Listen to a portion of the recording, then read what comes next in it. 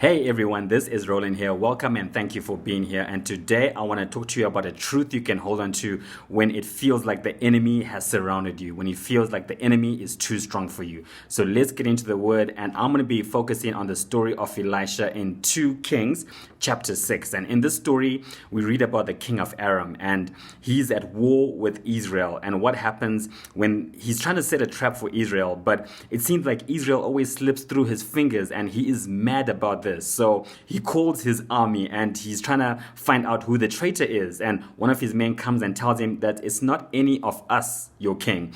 It is actually Elisha the prophet, who tells the king of Israel the very words that you speak in your bedroom.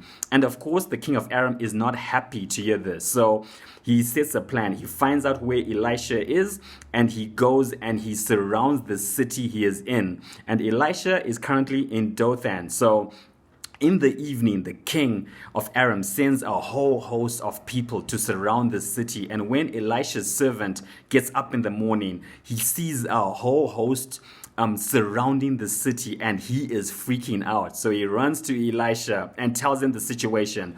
But Elisha doesn't freak out. He is as cool as a cucumber. And this is where I want to get into the word, because we read what Elisha tells his servant and why he is so cool. And it's in 2 Kings 6 verse 16. And he tells his servant, "Don't be afraid," the prophet answered. "Those who are with us are more than those who are with them." And that is the truth I want you to hold on to, that there are more with you than there are they are more with you than they that come up against you.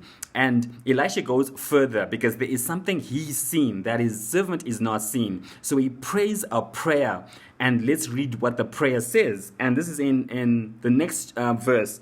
And Elisha prayed, "Open his eyes, Lord, so that he may see." Then the Lord opened the servant's eyes, and he looked and saw the hills full of horses and chariots of fire all around Elisha.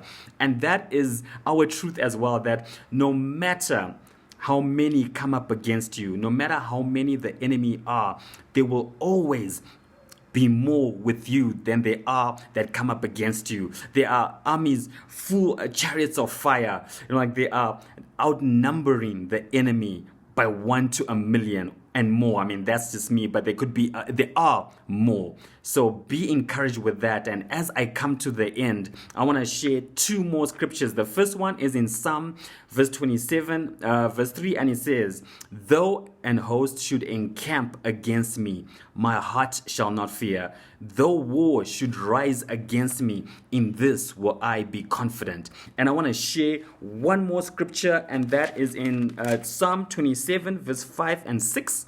And it says, "For in the day of trouble, he will keep me safe in his dwelling. He will hide me in the shelter of his sacred tent and set me high upon a rock.